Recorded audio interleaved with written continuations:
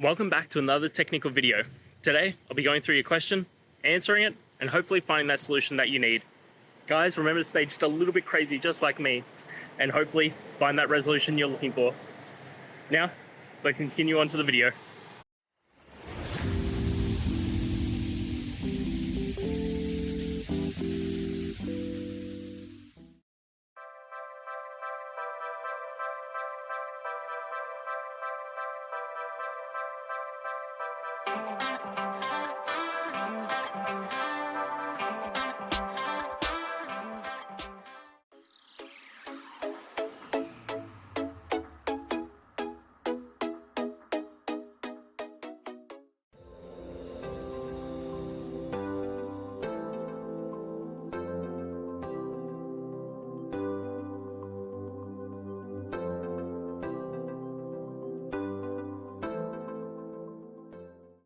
And that's it, guys. We've gone through, answered your question, and hopefully you found that solution you're looking for.